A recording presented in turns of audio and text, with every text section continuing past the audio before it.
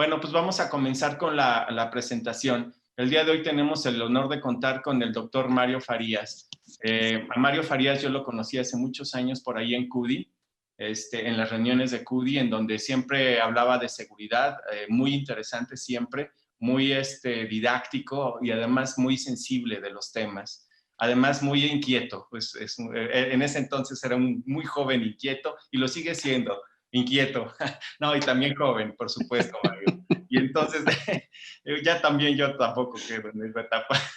Pero lo interesante es que a partir de entonces se empezó a generar un gran contacto. Sobre todo nosotros como Anuyes teníamos un proyecto que era la Red Nacional de Seguridad en Cómputo y CUDI como tal tenía su proyecto de seguridad. Entonces, en cierta instancia llegamos a tener colaboración o al menos intercambiábamos ideas a nivel personal, que eso ha sido siempre algo que ha surgido y es por eso que ahora lo estamos invitando, sobre todo en el tema que está sucediendo. Sabemos que ahora con esta contingencia pues se están acelerando muchas cosas y una de tantas, ya es muy sabido, es la parte de seguridad o inseguridad para ser más precisos. Entonces voy a presentar brevemente una reseña de Mario Farías que nos va a hablar del incremento de la ciberseguridad en tiempos de pandemia. El doctor Mario Farías Elinos. Él es coordinador o CISO a nivel nacional del Grupo de Seguridad de la Red CUDI y pues nos va a hablar durante un lapso de tiempo sobre todo de su perspectiva, de su experiencia, algunas recomendaciones. De verdad, aprovechen para hacer muchas preguntas. No es tan fácil tenerlo libre a Mario y bueno, tenemos ahora la oportunidad de que pueda platicarnos y sobre todo ser tan generoso y compartir su experiencia, que en cuestión de menos de una hora o una hora nos va a hablar de lo que él ha trabajado por años, años, años y años y que le ha costado mucho esfuerzo, muchas horas de estudio, muchas desveladas, pero también se van a dar cuenta ahorita que lea su reseña, su semblanza, todo lo que él ha hecho. El doctor Mario Farías Elinos obtiene el título de Ingeniería en Cibernética y en Sistemas Computacionales por la Universidad La Salle.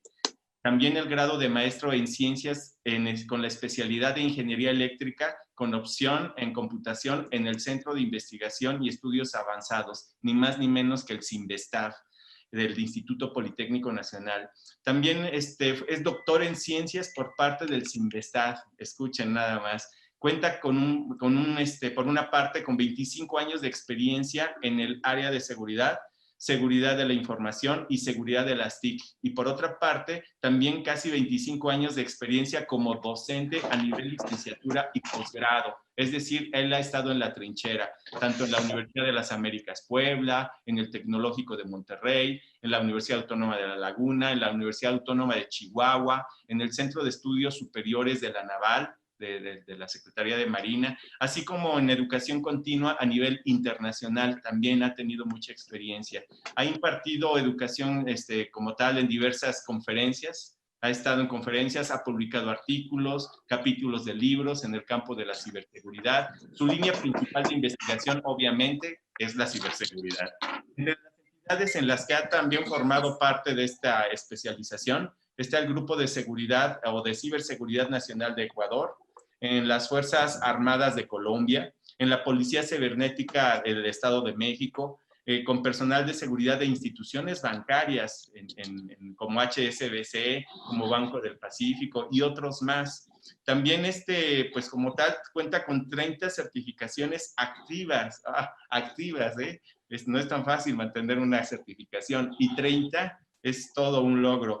Certificaciones activas en el campo de la ciberseguridad, las cuales son avaladas por entidades como SANS Security, imagínense, Easy Council, CompTIA, PCB, entre otras. Es miembro de diversas sociedades científicas como la Sociedad Mexicana de Ciencias de la Computación, el Institute of Electrical and Electronics Engineers, la IEEE, ni más ni menos, y la Red Temática Iberoamericana en Criptografía y Seguridad de la Información.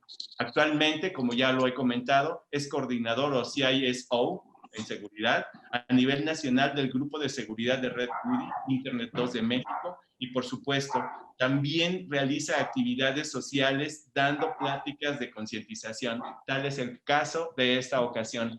Te damos la cordial bienvenida, Mario Farías. De verdad, es un gran honor contar con tu presencia. Los micrófonos son tuyos.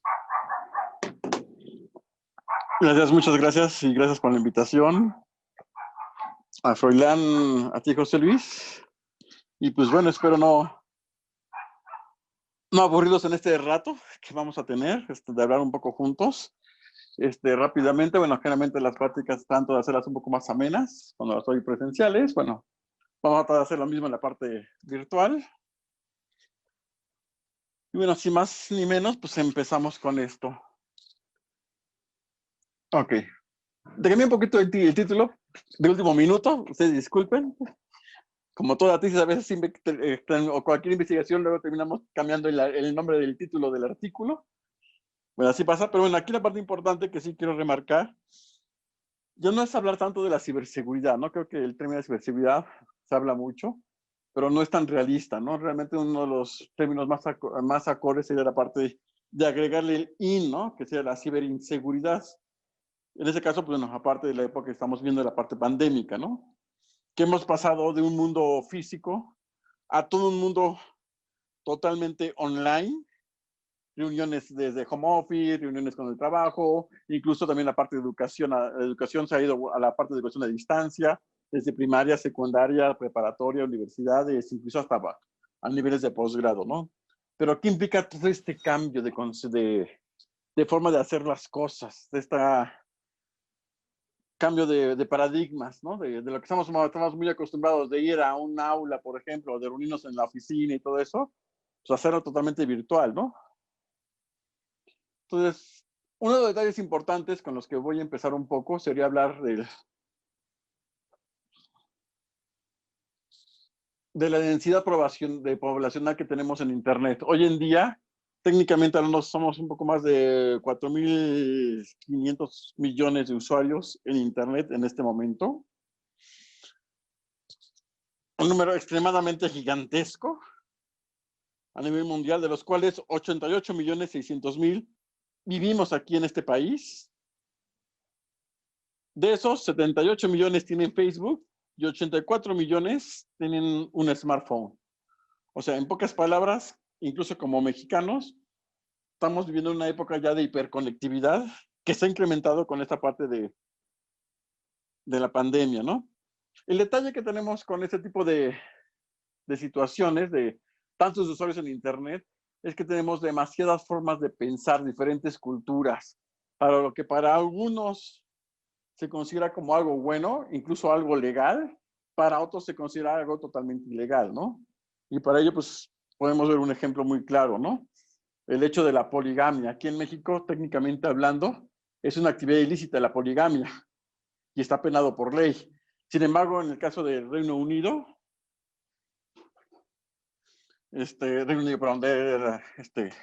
Arabia Saudita, perdón, es algo muy normal. De hecho, incluso allá una persona nada más tiene una esposa y ya hasta le están preguntando cuándo viene la siguiente, ¿no? Casi, casi. O sea, ya es muy común que un hombre tenga 2, 3, 4, 5 esposas, porque pues, así es su cultura, así es su forma de ser, su forma de trabajar, de operar ellos, vaya forma de decirlo, ¿no? Y aquí en México es totalmente diferente. Entonces, ese tipo de diferencias de qué sí está bien, qué está mal, qué es correcto, qué es incorrecto, se vuelve muy difícil definirlo, ¿no? Por esa forma de diferentes culturas, diferentes formas de pensar, ¿no?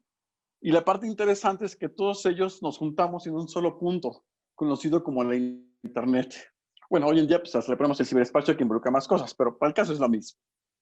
Y un detalle que hay por ahí, y hay un estudio por ahí de los sociólogos, que dicen que el 1% de una sociedad es gente maliciosa. Entonces, imagínense, si sacáramos el 1% de esos 4.648 millones de usuarios en Internet, estamos hablando fácilmente de 46 millones de usuarios que serían maliciosos dentro de toda esa gente que estamos viviendo en Internet, ¿no? Para hacerlo un poco más en términos más ubicados, para los que estamos aquí en la Ciudad de México, sería 2 veces la población que tiene la Ciudad de México. Así que tengan cuidado con el que está al lado, no voy a ser uno de ese 1% que tienen al lado, ¿eh?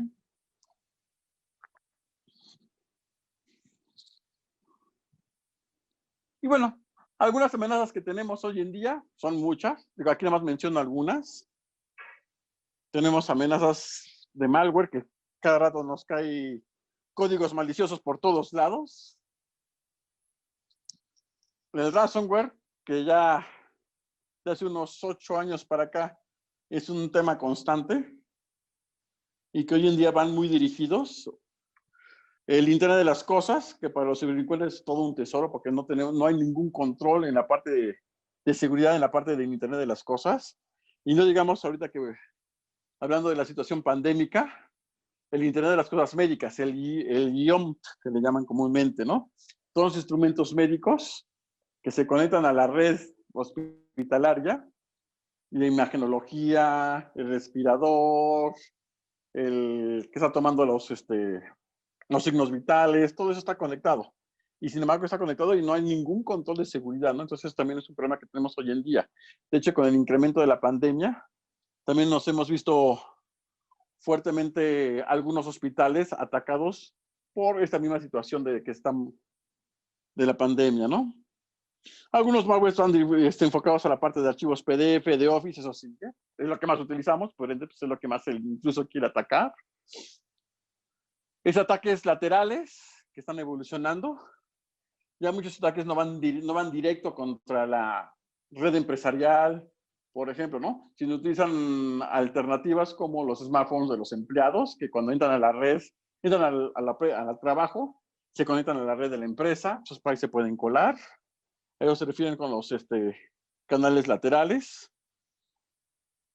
En el caso de las instituciones académicas, pues el robo de información sí es bastante interesante. Digo, no es que tengamos mucha información muy, muy delicada como la parte monetaria, pero sí nos llegan a utilizar de brinco como un medio para poder atacar, ¿no? Es otro detalle que tenemos en el mundo académico. La usurpación de identidad o robo de identidad, que a nivel federal no está legislado esa parte de ahí. Ciberbullying, ciberacoso, que es lo que vivimos todos los días. El ataque del pájaro en el alambre, alias hombre en el medio. Y todo un largo de etc. Digo, no voy a poner a hablar de todas las amenazas que vivimos, porque no terminaríamos. Pero menciono algunos de como usuarios, muchas veces llegamos a enfrentar o llegamos a padecerlas, ¿no? ¿Cuáles son los efectos que hoy en día tenemos por motivos de la pandemia? La educación está abierta. Hemos pasado a una educación a distancia. Muchas instituciones, sobre todo de primaria, preescolar, secundaria, que no tenían ni siquiera idea de la educación a distancia, han tenido que han tenido que abrirse a ese tipo de elementos. Y eso ha provocado efectos grandes, ataques fuertes, bueno, no exactamente ataques como tal de que vayan a hacer algo, pero sí que de repente están en una clase de geografía, alguien se meta y le esté poniendo una película pornográfica, por ejemplo, ¿no? O ese tipo de cosas. Entonces, son algunas cuestiones que en el caso del área de educación pues, ha tenido ese tipo de riesgos, ¿no? Otro es un incremento del uso de las TICs para la parte de socialización,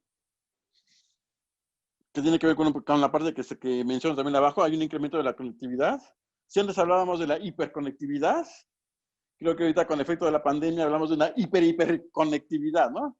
O una hiperconectividad exagerada, había forma de decirlo, ¿no? ¿Por qué? Porque hacemos reuniones virtuales de trabajo, hacemos reuniones sociales de amigos, familiares, etcétera.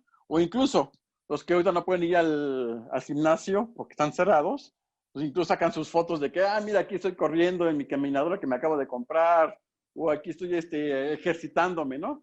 Y sacan la foto del lugar, de la casa, porque seguramente están en la sala o en alguna cosa por el estilo, y vemos todo lo que hay en la casa, ¿no?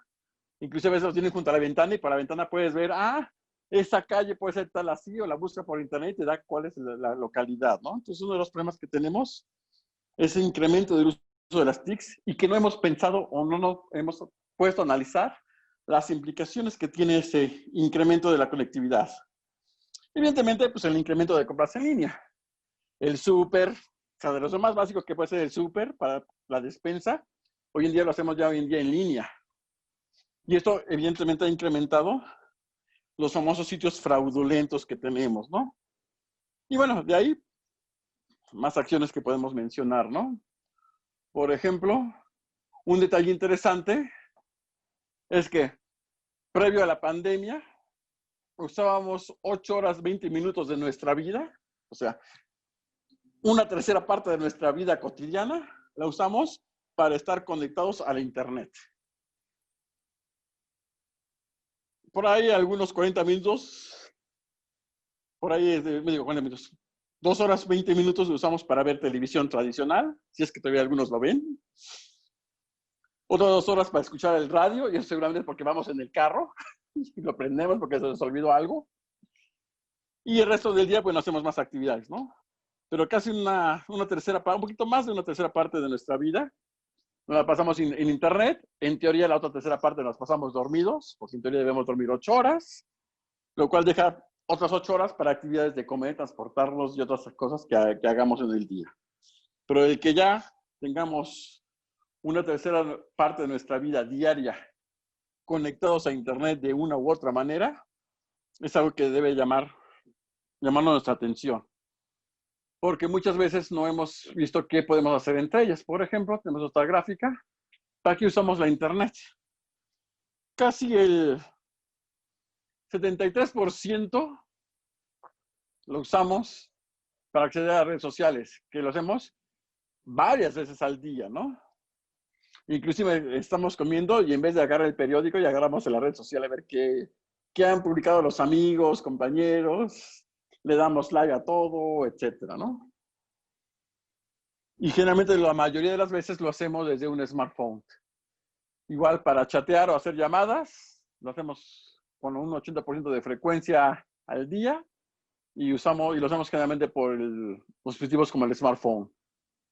Para recibir correos, búsqueda de información, música, radio, streaming, para leer, escuchar contenido relevante, ver películas, hacer operaciones bancarias, que ahorita esta parte de operaciones bancarias se ha incrementado con la pandemia. O sea, aunque todos se han incrementado, pero los elementos que nos interesaría mencionar sería esta parte de operación bancaria. Por lo mismo de la pandemia, pues ya hacemos más operaciones vía en línea, por ejemplo. Otra cosa que se ha incrementado considerablemente es la parte de aquí abajo que tiene que ver con la parte que comentaba de la socialización. Lo que son videoconferencias, videollamadas, también se ha incrementado en los últimos 2 meses por este efecto de la pandemia. Y bueno, entre otras cosas más que la utilizamos. Pero la parte interesante es que la mayoría de las veces lo hacemos más que nada para buscar o acceder a las redes sociales. Llámese Facebook, llámese TikTok, llámese Instagram, whatever. Y aquí me gustaría pasar a una parte de qué hacemos en la internet. ¿A qué nos dedicamos a hacer en la internet? ¿Qué hacemos cuando entramos a las redes sociales? Y más ahorita. Y una de las cosas que usamos mucho de las redes sociales es para poder interactuar con las personas, con los amigos, compañeros, familiares, que evidentemente ya lo hacíamos desde tiempo atrás, pero que últimamente se ha incrementado por esta parte de la pandemia.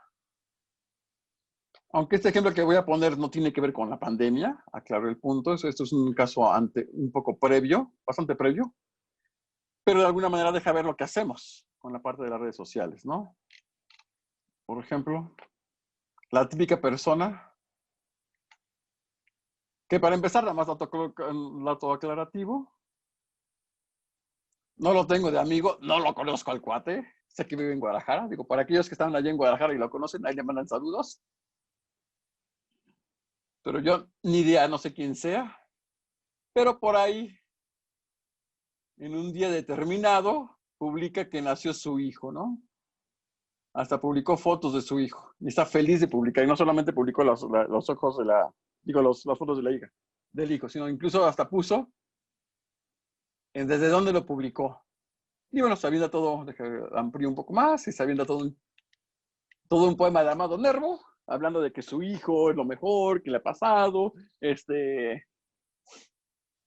están felices todas sus vidas, que es su primogénito, que es varón, y que, bueno, ya que él es la tercera generación de familiares que se llaman Pedro, su abuelo, su papá, él, se llaman Pedro, y él dice, no, pues, mi hijo no se va a llamar Pedro, se va a llamar Pierro. Dato cultural, Pierro en italiano es Pedro, así que Bueno, sin comentarios al respecto, ¿no? Pero bueno, esa no es la parte importante. El punto interesante es que con esta información que me está dando aquí y algunos comentarios de todos los que lo felicitaron,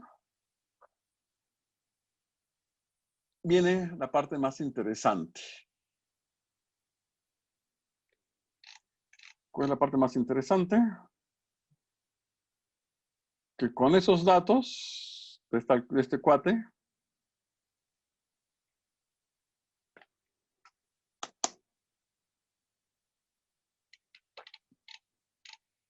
y los datos de publicación de su hijo,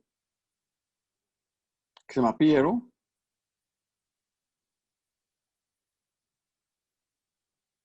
ese es de su hijo, evidentemente con esos datos, obtenemos la curva del hijo, obtenemos el acta de nacimiento del hijo, obtenemos los datos en el lugar donde nació y la parte interesante, los datos del padre y de la madre, que en este caso es del padre, lo que nos interesa. En este caso vamos a irnos por los datos del padre. Podemos obtener su CURP, su RFC, por cierto. Su acta de nacimiento. La dirección donde originalmente vivía antes de ponerla donde está ahorita. Vivía aquí, luego se cambió al que puso en la publicación. Su teléfono donde estaba antes. Tiene una empresa que se dedica a cuestiones deportivas, que originalmente tiene esta dirección con este número y este teléfono y esta página web. Y que siga artículos de campismo, alpinismo y demás. Que antiguamente esta empresa no estaba en Guadalajara, de hecho él vivía antes aquí en México. Vivía exactamente en la parte de Naucalpan, Estado de México. Luego se fue a vivir para allá. Podemos obtener, por ejemplo,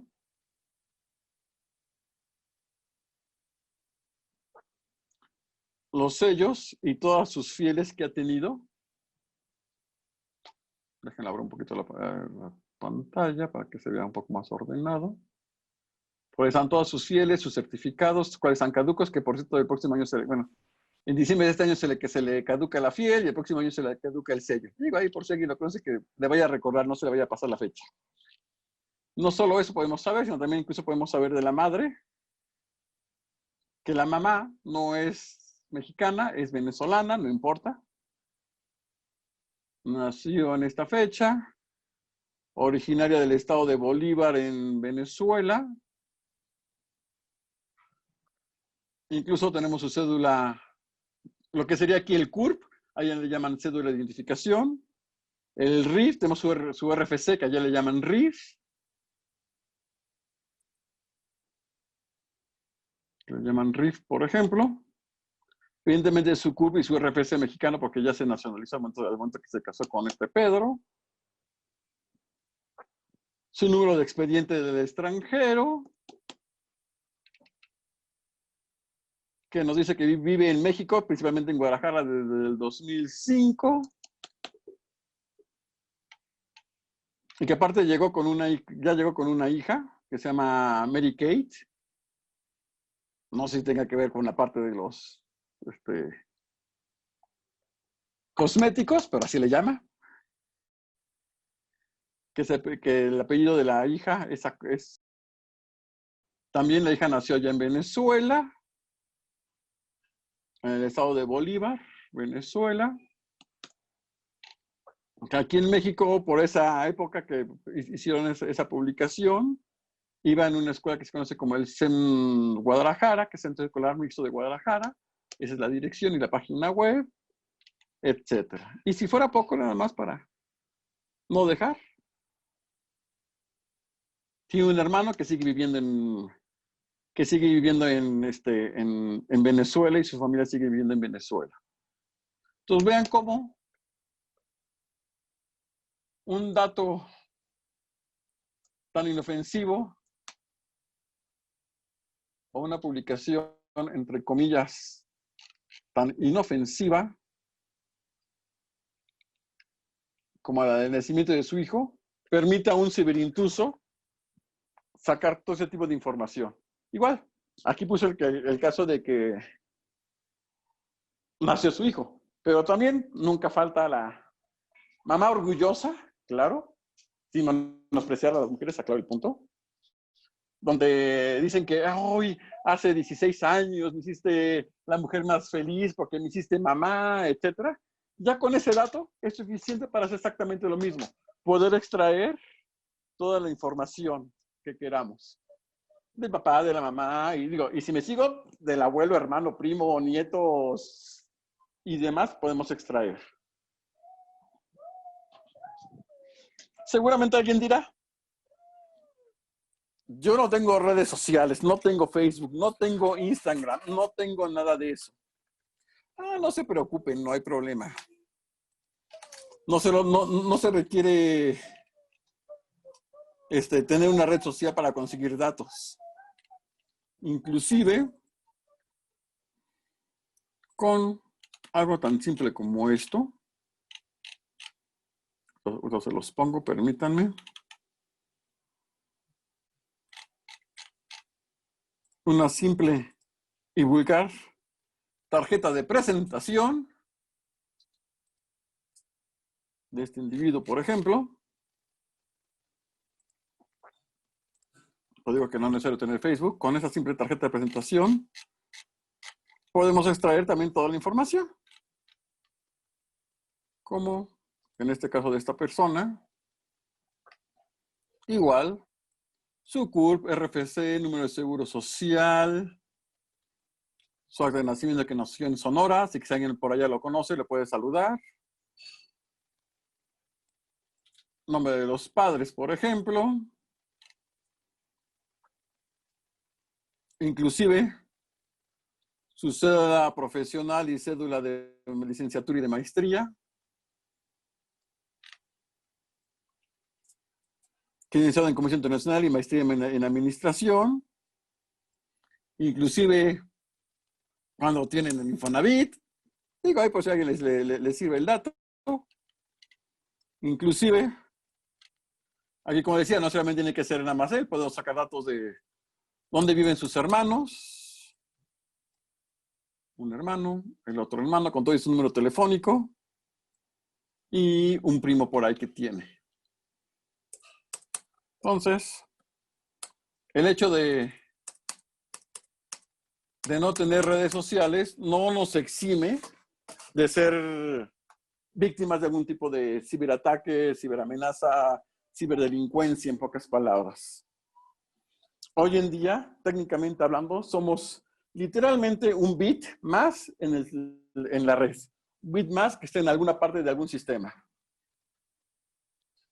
Y que el intruso, a partir de ahí, pudiera hacer la extracción de toda la información que quiera. Inclusive, ahorita regresando al ejemplo de la pandemia, hablando un poco de la parte de educación, también muchas veces perdemos mucha noción de algunas cosas. Por ejemplo, y como que dejamos o nos olvidamos de que hay cosas que tenemos que tener mucho cuidado con lo que publicamos, subimos o ponemos. Y no me refiero a las redes sociales, inclusive hasta en los chats grupales que se crean en WhatsApp, Telegram, whatever. ¿Dónde podríamos tener algo de ese estilo, por ejemplo?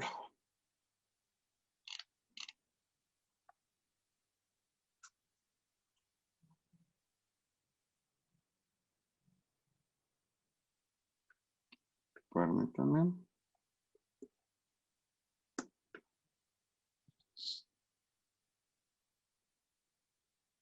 Donde a veces por sacar una actividad y distraer a los hijos, no nos damos cuenta. Y, por ejemplo, una biografía viejita que hay por ahí, pues la recortamos para que se vean los animales en la pared. Digo, muy bonita actividad, una forma también de distraer a los niños, no estoy en contra de eso, pero perdemos también cuestiones por querer enfocarnos algo, perdemos otros detalles importantes. ¿Cómo? Por ejemplo,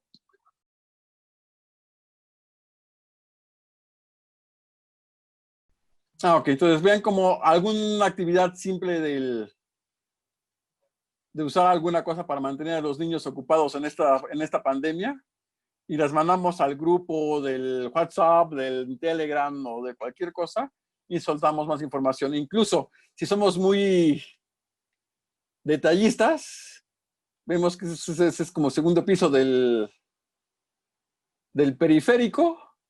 Aquí hay una antena de ese estilo, que si quieren la pueden ver a más detalle. Y con esa información podemos irnos al Street View, que también existe una función llamada Street View en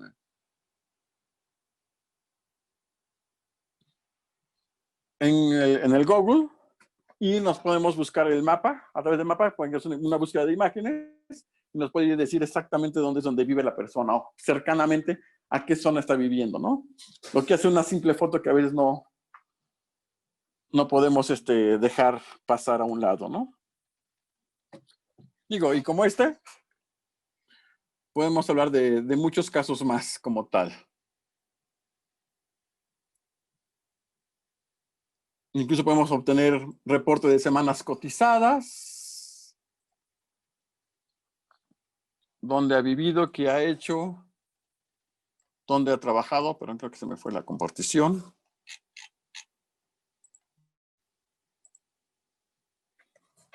Etcétera, ¿no? Digo, esas son por mencionar algunas. Como esas podemos ver otras. Digo, también otras cuestiones que pueden salir por ahí.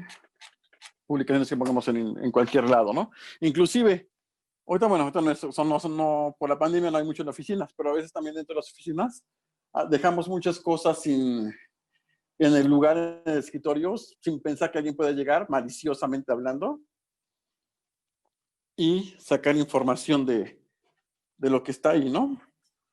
Por ejemplo, a veces es muy típico que en las oficinas, déjenme ver si aquí tengo el caso rápidamente, permítanme, dejan, por ejemplo, la IFE, sobre todo las secretarias, porque luego vienen o llegan ciertos elementos, digo, ciertas entregas donde piden una identificación y luego la da la mano. Entonces la deja generalmente sobre el escritorio. Entonces se puede alguien con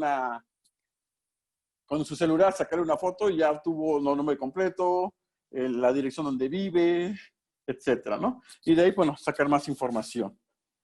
Entonces también ese tipo de situaciones hay que tener mucho cuidado con cómo ponemos las cosas en el escritorio, ¿no? Inclusive, por ejemplo, también otro detalle que llega a pasar, y esto también hablo tanto en empresas como en las universidades, el hecho de las impresoras ya son compartidas, son impresoras grandes, son muebles de impresión literalmente, donde esos equipos tienen un disco duro internamente. Alguien puede llegar para hacerse pasar por alguien de soporte, saca el disco duro, se lo lleva y por recuperación de archivos, por técnicas de forense, puedo extraer toda la información que me han imprimido en los últimos 3, 4, 5 años. Y puedo obtener pasaportes, puedo obtener licencias de manejo, credenciales del INE y mucha información sensible que como intruso podemos estar aprovechando. Incluso con los ejemplos que les he puesto, podría falsificar un INE, por ejemplo, ir a un lugar, no digo que parte de la Ciudad de México, pero sí a Santo Domingo, con ciertos datos, quiero que estos datos con mi cara y me sacan una identificación del INE, incluso voy a un banco, puedo saber en qué banco tiene su cuenta, voy, le digo que se me perdió mi tarjeta de débito, quiero que me la repongan, ven el INE, coincide con la foto de los datos que están en el sistema, me dan el plástico, me lo llevo, además atrás le digo a la ejecutiva, deja cambiar mi número de NI por aquello de que alguien lo tenga, ¿no? Y cambio mi NI, pongo el que yo quiero. Y ya con la tarjeta puedo ir al cajero, meto el cajero, Puedo consultar su estado de cuenta. Y hasta ahí, hasta ese punto, técnicamente hablando, no he cometido ningún delito. Porque el robo de identidad a nivel federal no está tipificado como delito. Ya si en el cajero digo, quiero sacar 100 pesos, entonces ahí ya estoy cometiendo un delito de fraude financiero. Pero hasta ahí estoy cometiendo el delito. Hasta antes de eso, técnicamente todo lo que les acabo de decir, no hay delito que perseguir.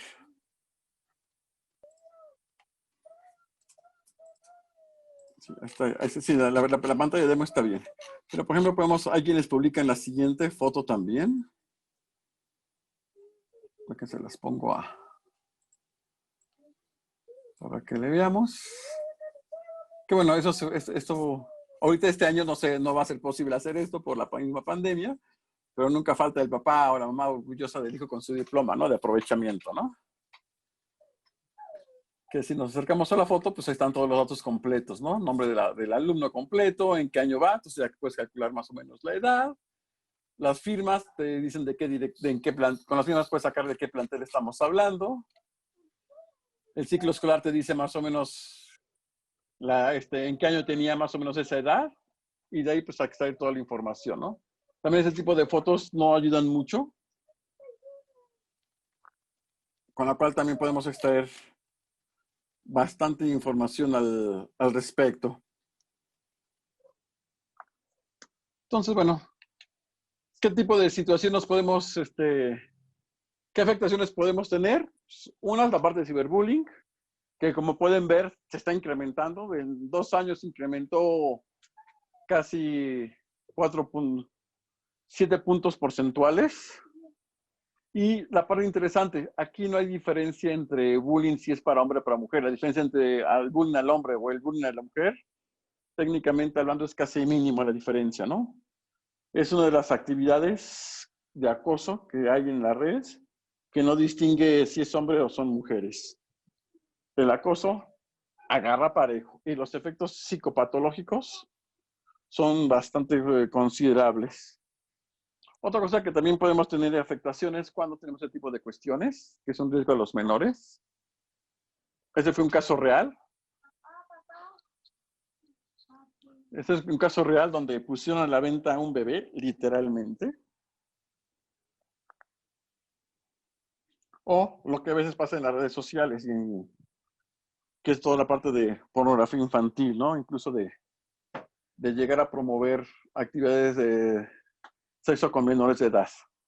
Eso es a lo que nos arriesgamos, o arriesgamos a nuestros hijos cuando publicamos fotos, ya sea con este traje de baño, porque estaban en la playa, o la típica foto graciosa que el niño se echó un clavado a la alberca y se le salió el traje de baño y salió sin nada, y luego la sacan foto y ya lo publican con los familiares.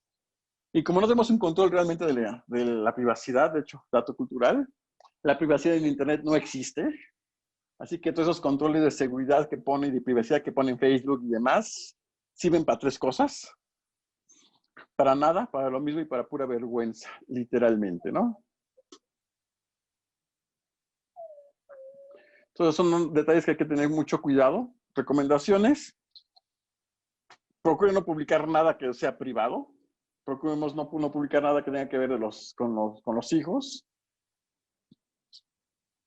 Cuando entremos a lugares de videoconferencia, configuremos los equipos de videoconferencia de tal manera que no se puedan colar personas indebidas, que pueda tomar información de gente y demás. También cuando publiquemos fotos de nuestra vida cotidiana que no deberíamos, no pongamos el dónde estamos, en dónde vivimos, o el típico de que voy al súper, porque también con ese tipo de actividades que publicamos en las redes sociales, puedo sacar un patrón de comportamiento, saber cuando no hay nadie en casa, saber dónde te mueves, cada cuándo sales de vacaciones, etc. Pero la información que se maneja es impresionantemente grande, y la información que soltamos con una simple foto, aunque parezca que es una simple foto, da mucha información. Información, como ya vimos el caso de la radiografía, ahí está la antena. Nada más búscala en internet, la vas a encontrar y te vas a decir dónde está. Así de simple.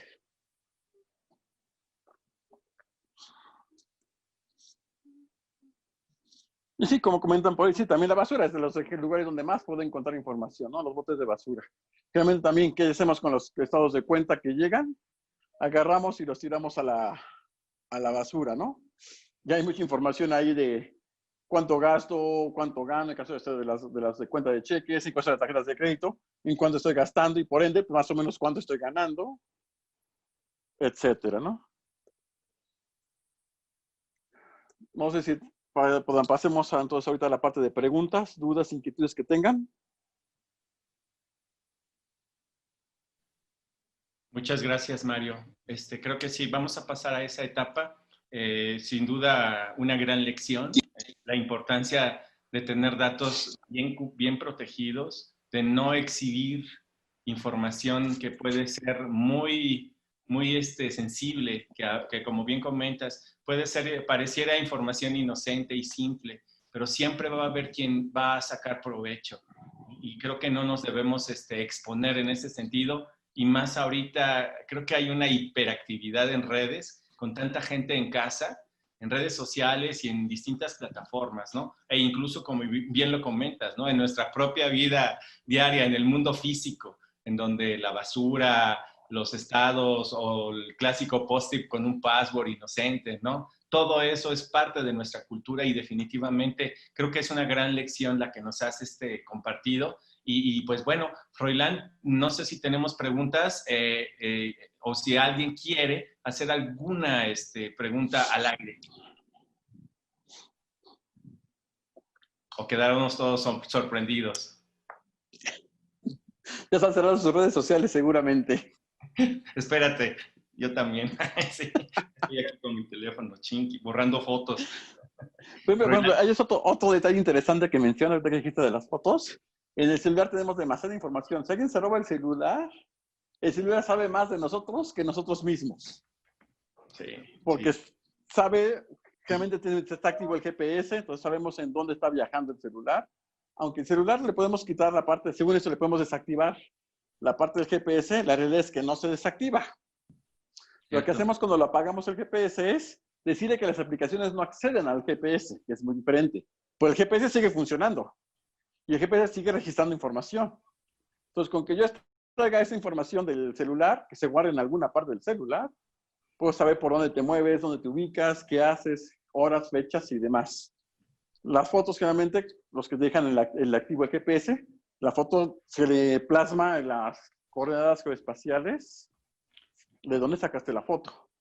O incluso los contactos. ¿Cómo tenemos los teléfonos? Si es de familiares, le ponemos tío, tía, amorcito, corazoncito, en caso de la esposa. O en caso de los hijos, sabandija, rata, o de los hermanos, por ejemplo. Entonces, con puro ver los contactos, vamos a ver quiénes son los familiares y quiénes son no son los familiares. Y a partir de ahí, armar un secuestro express. De acuerdo, de acuerdo. Pues ya hay algunas preguntas. Froilán, si puedes irlas leyendo. Sin embargo, es muy importante el comentario que nos hace Lorenzo Elgea y tiene toda la razón.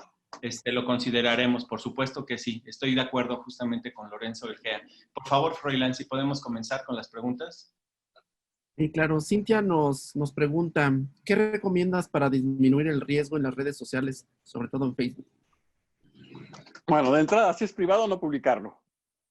De entrada, ¿no? Y considerando como privado cualquier información, inclusive que no sea nuestra. En el sentido de los hijos son otra entidad que tiene sus derechos, tiene sus derechos humanos, y el cual yo como padre, aunque soy su tutor y soy su padre, no tengo el derecho de poder publicar fotos de él. Entonces empezamos a cuidar esa parte de ahí. No publiquemos cosas de ellos, que técnicamente hablando, no porque sean nuestros hijos, tenemos el derecho de publicar. Hay que cuidar también su privacidad. Primer punto. La parte de los settings de configuración sí sirven. No digo que no, digo, aunque esa rato dije que sirven para 3 cosas, siguen a servir en el sentido de que por lo menos el intruso me dio que para abajo me lo estoy quitando. Ya que le conoce más y conoce más técnicas, bueno, ahí sí ya habría que hacer algunas modificaciones como tal, pero al menos gran parte que es el medio que para abajo me lo estoy quitando. Pero lo parte importante es, si es privado, no lo publiques. Perfecto, muchas gracias. Tenemos otra pregunta de Lorenzo. Pregunta, ¿no cree conveniente avisar a los involucrados en estas fechas? Creo que es interesante, como ya lo comentaba José Luis. Sí, y bueno, lo tomaremos en cuenta. Hay en esa parte que preguntan de avisar a los demás, es todo un tema. Porque si si encontramos una vulnerabilidad en una página, un sitio de e-commerce, por ejemplo, y la notificas, técnicamente hablando, uno, estás violando la ley, estás violando el artículo 211 bis 1 de meterte a un sistema sin autorización. Entonces, si vas y avisas, pues técnicamente estás diciendo que tú entraste y por ende pues, estás aceptando que eres culpable de una actividad ilícita. Entonces, eso de avisar es todo un tema desde el punto de vista legal. De Que por acuerdo. ética debería de hacerse, pero bueno, la Por ética y la parte legal son dos temas diferentes en este planeta. Bueno, otra pregunta de José Manuel Acosta. Nos dice, ¿cuáles considera que son los principales retos en materia de ciberseguridad en México en las dimensiones política, académica y social? ¿Cuáles son los mayores retos? En caso de la academia, voy a empezar por la parte académica, y sobre todo en el área de las carreras de TI,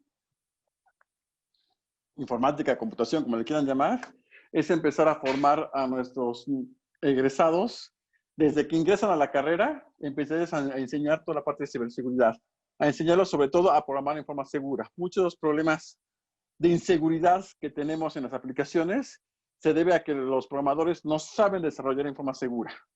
Todo urge, ni siquiera para ayer, es para antier, ¿no? Ya sácalo, que funcione, ya no importa lo demás, luego lo parchamos, lo arreglamos y luego nunca llega. Entonces, como académicos tenemos la obligación de, en el área de las TICs, empezar a enseñarle a nuestros estudiantes toda la parte de seguridad y sobre todo en la parte de enseñarles a programar en forma segura. En la parte política, ahí es todo un tema. En la parte política, bueno, ahí depende mucho del gobierno. De hecho, el gobierno tendría ya, de hecho, estamos muy tarde haciendo cosas a nivel gobierno, pero el gobierno debería generar parte de su estrategia de seguridad hacia la ciudadanía o la seguridad nacional. Esto es la parte de ciberseguridad nacional. Cosa que en el caso de México, no me gusta hablar muy feo, pero no tenemos un esquema de seguridad nacional real. Hemos hecho cosas, sí, se han hecho cosas, sí, pero si nos calificamos con respecto, si ponemos un valor entre 1, 0 y 10, en términos de ciberseguridad política, andaremos como en un 3 o 4. Y me estoy viendo optimista. En la parte social, tenemos que tomar mucha conciencia como humanos, como individuos, de lo que implica la parte de seguridad, de lo que implica la parte del ciberespacio, sobre todo. Estamos muy acostumbrados a los átomos, literalmente, a tocar y sentir algo. Al ver si alguien me apunta con una pistola, sé que ese es un delincuente. O si alguien me llega con un cuchillito, sabe que es una zona peligrosa donde pase eso. Pero en el ciberespacio, al no ver ese tipo de cosas, pensamos que nunca pasa nada. Por esa creencia que estamos mucho a los átomos. Lo ideal es cambiar, switcharnos, por decirlo de alguna manera, de pensamiento, dejar de pensar en átomos y pensar en unos y ceros. Y considerar y tener muy claramente en la mente que el ciberespacio es como la calle. En el momento que te conectas al ciberespacio, estás como estás en la calle. Si en la calle no vas gritando de que hace 10 años me hiciste la mujer más feliz porque naciste, pues tampoco tienes por qué estar gritando en las redes sociales. Simplemente es pensar qué harías en la calle o qué no harías en la calle para que tampoco lo hagas en las redes sociales. Y creo que eran los 3 elementos, ¿verdad? Era social, político y académico, ¿verdad? Ok, dice José, ¿el uso de VPN y navegadores como Tor son altamente recomendables? Bueno, Tor no es ciberseguridad. Perdón, adelante. Sí, la repito, ¿el uso de VPN y navegadores como Tor son altamente recomendables? Bueno, primer punto, Tor no es seguridad. Es una red de anonimato, que es muy diferente. Y eso no quiere decir que sea así, que te dé seguridad. Entonces, de ahí queda descartado Tor. Eso es para cuestiones de anonimato. El uso de las VPN sí son buenas. son excelentes el uso de las VPNs. De hecho, toda comunicación que se vaya a hacer debería ir en un canal seguro, que en este caso sería una VPN, preferente a nivel de protocolo IP, que sería un IPsec, por ejemplo, ¿no? No tanto arriba de un SSH o de un OpenVPN. Que funciona, no digo que no, pero si nos vemos estrictos en el término de protección y cuidado, sería una VPN a través de IPsec. Perfecto. De Óscar Vázquez Gallardo, dice, en el caso de la información de la universidad, ¿hay algún tipo de software dentro del firewall o externo que recomiende para la seguridad de la red y bloquear los ataques o intrusiones? Y te dan las gracias de antemano. Bueno, el firewall no es la panacea. ¿Te ayuda? Sí, sí, te ayuda. Por lo que sí que pongas un firewall con cierto software, ya va a quedar sobreprotegida la red. Tenemos que utilizar varios elementos. Así como tenemos el firewall, debemos tener un IPS, un DLP, un firewall no nada más de capa 3, sino inclusive un firewall de capa 7, como el WAF, en el caso de web, o como los anti-spam o los anti-asteriscos de correo, que es otro tipo de firewall. Tenemos que tener varios tipos de firewall, varios tipos de herramientas para proteger ese tipo de cosas. Y bueno, la parte de DLPs que se utiliza, que es bastante bueno para evitar o detectar cuando hay fuga de información. Lo malo de la academia es que hay demasiada información. Es tan variada la información que maneja la academia que tratar de meter todos esos esquemas hace que los sistemas actuales lleguen a tronar. En una empresa funcionan muy bien estos sistemas porque la empresa tiene un enfoque muy particular. Entonces, todo aquello que no sea el core del negocio, lo bloqueo. Entonces, es muy fácil controlar. Pero en la academia no puedo llegar a bloquear todo. Por ejemplo, en una empresa, pues bloqueamos los archivos, las aplicaciones de peer-to-peer, metemos una aplicación que no permita bajar archivos MP3, etcétera. Pero en una universidad no lo puedes hacer. Caso la UNAM. La UNAM no puedo bloquear MP3 porque hay una escuela de música que sí baja MP3 para cuestiones académicas, análisis de música, análisis de tonos, de frecuencias, y no la puedo bloquear. Entonces, a nivel universidad se vuelve muy complejo, sobre todo si es una universidad grande con tantas carreras, se vuelve muy complejo. No quiere decir que no funcione, sí va a funcionar, pero no queremos tener la idea de que pongo esto y ya me evite todos los problemas. No. A lo mejor reduces un 50% en el caso de la academia, pero no creo que llegues a más de eso por la variedad de información que hay. Muy bien. ¿Alguna otra pregunta, Froilán, que tengamos? Por el momento no tenemos más preguntas. Bueno, yo quiero hacerle una a Mario, aprovechándote, Mario. Importante. Parte de nuestro foro hay académicos, podría haber investigadores, tal vez podría haber técnicos en el ámbito de las TIC o técnicos en el ámbito de la seguridad, la ciberseguridad o la seguridad de la información, etcétera. En términos generales, ¿cuáles serían tus al menos 10 recomendaciones en cuanto a privacidad, en cuanto a uso de herramientas, en cuestiones personales, en cuestiones del trabajo, uso de videoconferencia, etcétera? Esas 10 recomendaciones que les podrías hacer a nuestros colegas que amablemente están conectados. Ok, 1. Generalmente en el celular no guardemos o no tengamos información sensible. Si sacamos fotos de nuestros hijos o de lugares o de reuniones familiares de convivencia, una vez que las tomemos, inmediatamente va a descargarlas a tu equipo personal en casa y borrarlas del celular. Porque, digo, los que vivimos en este país sabemos que te subes seguramente al metro o vas cerca de zonas del Zócalo y más tardas en salir al Zócalo que alguien que te quite el celular, ¿no? Entonces, una forma de prevenir que te roben información es toda aquella información de fotos, por ejemplo, que saques con el celular, las bajes a tu equipo de cómputo y las borres de tu celular.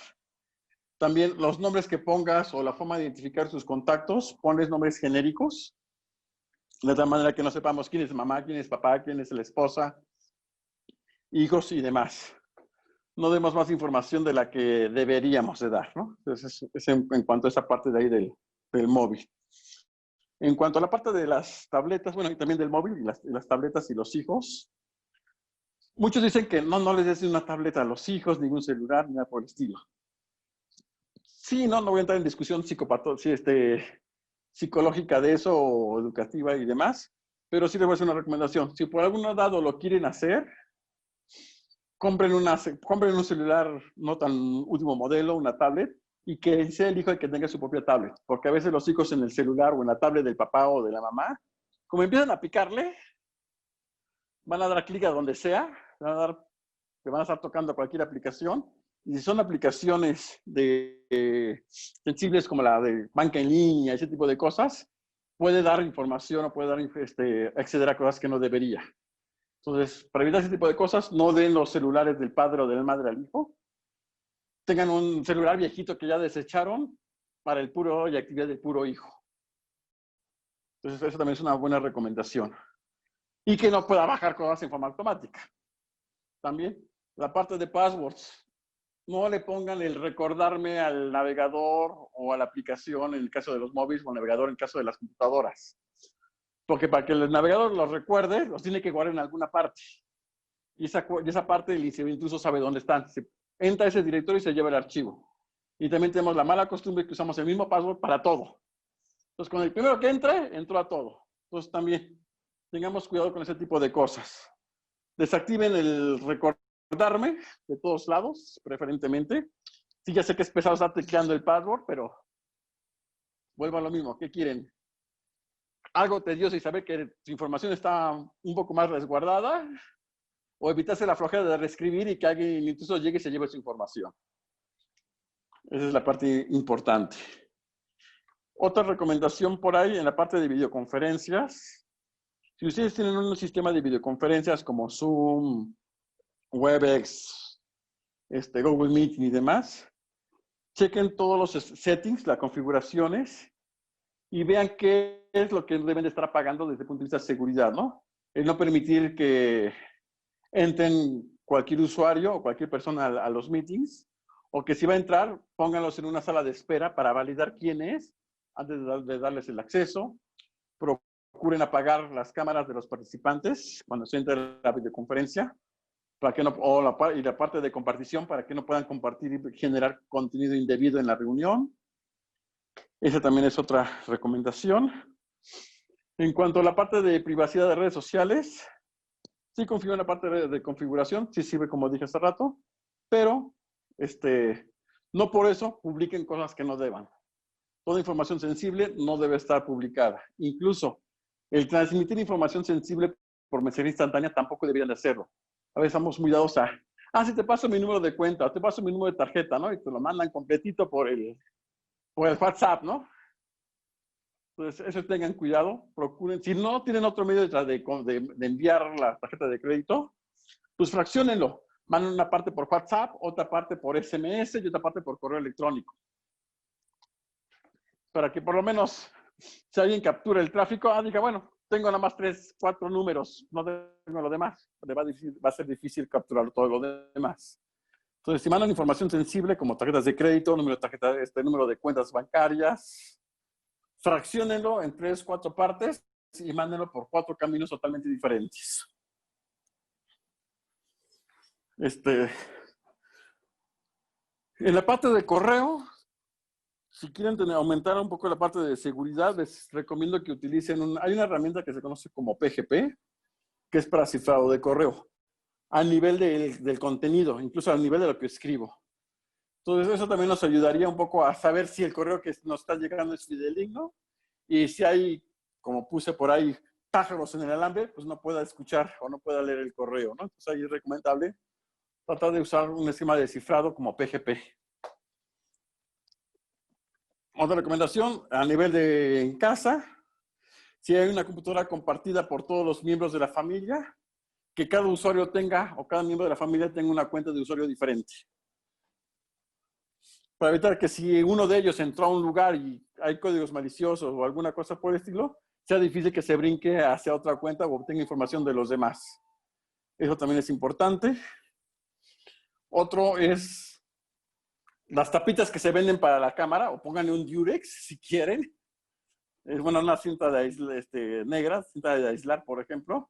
y tapen siempre la cámara, porque hay mucho código malicioso que prende la cámara, aunque no esté activo, no prende el LED, indicador de que la cámara está prendida. Hay forma de prender la cámara sin prender el LED.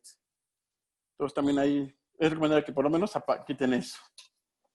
En el caso de del IoT, del Internet de las Cosas, si tienen Smart TVs, procuren no conectar el Smart TV a la red, por favor.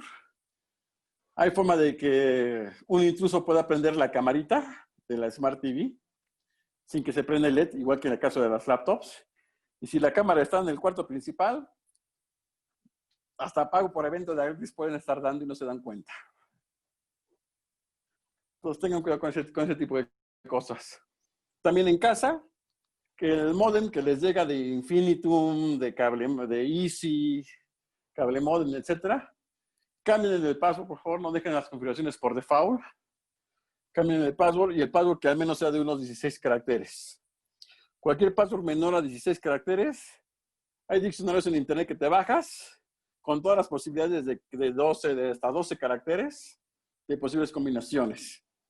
Entonces, si un password es menor a 12, aunque tenga caracteres especiales, ya está craqueado, ya se conoce. Puedo bajar el diccionario y lo puedo romper. Entonces, procuren que los passwords tengan al menos de unos 16 caracteres. Y preferentemente, en caso de los passwords, usen passwords diferentes para cada tipo de aplicación al que entre. Incluso, aunque va a ser un poco más pesado, yo recomendaría que tengan otras cuentas de correo, no nada más manejen una, manejen unas 3, 4 cuentas de correo, para que tengan el correo para todo lo que es exclusivamente para todo lo que tenga que ver con operaciones bancarias. Otro correo que tenga que ver con cuestiones del trabajo. Otro correo que tenga que ver con las cuestiones de la familia. Otro correo para otro tipo de cuestiones. Tengan los correos también separados. De tal manera que si a un correo les llegan a afectar, pues no afecte todo lo demás que hay alrededor de ese correo. Entonces también sería esa otra recomendación. Y en caso de las videoconferencias, procuren que la cámara no apunte hacia una pared, preferentemente. No tanto hacia que se vea que tengo colgado o qué tipo de lámparas tengo y demás, porque también eso da demasiada información.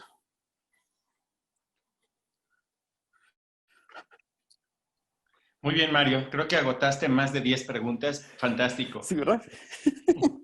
Muy bien. Y tenemos 2 breves preguntas. Si gustas contestarlas, creo que son preguntas sencillas. ¿Cómo protegemos la información en la nube? Bueno, hay respuestas por parte de Dulce Yareli Ibáñez, por favor. ¿Cómo podemos informar? Cífrala antes de subirla. Punto. Esa es la parte importante. No suban la información a la nube así como un copy-paste que a veces hacemos de un disco duro a otro. Primero cifrenla y ya cifrada, ahora sí suban a la nube. De ahí, por ejemplo, la aplicación que les mencioné hace rato de PGP les ayuda a cifrar los archivos y ya cifrados los suben. Porque una cosa importante, cuando yo subo algo a la nube, más tarde en subirlo que haber 50 copias de lo que acabo de subir regadas por el mundo. Porque como su nombre lo dice, es la nube. No se sube a un solo servidor, se sube a N servidores. Entonces, aunque tú lo borres, quedan copias regadas por otros lados. Entonces, para evitar que hagan mal uso de eso, cifren la información antes de subirla. Perfecto. Miguel Mata nos pregunta, también es una pregunta que tiene respuesta inmediata. ¿Cuál es la tecnología que deberían aprender los estudiantes en una universidad? Y menciona distintas marcas, Cisco, Fortinet, Checkpoint, obviamente todas orientadas a la parte de seguridad. Sí, claro. Yo creo que antes de casarnos con una marca, desde el punto de vista de enseñanza a los alumnos, deberíamos enseñarles el concepto y las implicaciones que tiene la parte de ciberseguridad. Antes de decirle, utiliza un Cisco, utiliza un Fortinet o aprende un Fortinet, primero, entiende lo que es la parte de ciberseguridad. No te cases con una marca en particular, porque cada una tiene sus pros y sus contras, como en todo. Entonces, yo me iría primero por conocer los conceptos, que prueben de todo, inclusive open source, Linux, iptables, el caso de los firewalls, por ejemplo, y luego comparen con otras cosas, porque no es la panacea, no es que sea propietario o que sea open source, sino realmente la seguridad tiene que ver con saber integrar todo lo que hay en el mercado, tanto open source como propietario, y utilizar las mejores herramientas de todo eso para proteger algo que nos están pidiendo. Entonces, yo no me casaría con una fábrica un fabricante en particular, sino primero les enseñaría, por ejemplo, programación segura, les enseñaría cómo protegerse, qué hay que ver, cómo se maneja la seguridad, cómo se maneja la información, cómo se guarda, para ya después, si nos metemos con, mira, Cisco te ofrece esto, tiene esas ventajas, esas bondades, pero también tiene estas desventajas, ¿no? Algo que yo siempre les he dicho, hay que enseñar a los alumnos a pensar de dos maneras, como hacker y como cracker. Hacker me refiero a cómo utilizar la información para bien y cracker, cómo utilizar esa información para más. Cuando entendemos los dos mundos, como dicen por ahí el dicho, el mejor delincuente es aquel que fue, mejor policía es aquel que fue primero delincuente. Entonces hay que enseñarles a pensar como delincuentes, no porque se vayan a dedicar a la delincuencia, ahí viene la parte ética y moral, pero sí para que entiendan qué es lo que puede llegar a suceder si doy esta información, o que para así dejo esta brecha de seguridad, ¿no? Y que aprendan a cómo cubrirla. Fantástico, pues muchísimas gracias. Fue la última pregunta que tenemos al aire. Agradecer a todos los que estuvieron presentes. De verdad, una gran disculpa les pedimos por este cambio, pero miren, ahí están todos presentes. De verdad es un gran honor poder contar con todos en este foro. Agradecer a Mario Farías, agradecer a Froilán que tuvo que hacer estos movimientos. Y nos llevamos muchas lecciones de aspectos de privacidad en cuanto al uso de la información que es sensible. También por ahí nos da un muy buen comentario de Lorenzo Alguea en cuanto al uso de datos sensibles, sobre todo en demostraciones, y evidentemente haremos caso al respecto. Es muy importante su comentario y concuerdo mucho con él. Y por supuesto, la importancia de generar conciencia en todo esto que es la seguridad, la ciberseguridad o la seguridad de la información, en estos momentos en donde el uso de plataformas, como lo ponías, Mario, la hiperconectividad, está generando obviamente mucho tráfico, mucho uso, muchas conexiones y en consecuencia, pues también muchas vulnerabilidades. Entonces, no queda más que nos des un último mensaje para que cerremos este seminario, esta quinta sesión de ciberseguridad en las instituciones educativas. Adelante, Mario. Perdón, te perdí el último cachito. ¿Me puedes repetir la última parte? Perdón. Solo que nos des tu último mensaje. Pues bueno, primero, si es privado, no lo publiquen. Y lo más importante, hay que siempre tener en mente, en este planeta todo es craqueable. Que cueste más, cueste menos, es cuestión de tiempo.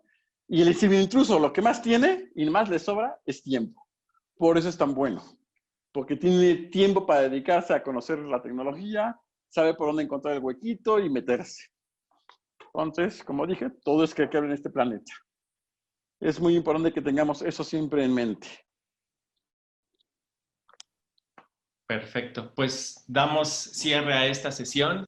Te agradecemos mucho, Mario, que hayas estado presente, que nos hayas compartido tu experiencia. Agradecemos a los presentes y nos vemos la próxima semana. Muchas gracias por todo. Excelente tarde y cuídense mucho. Hasta luego.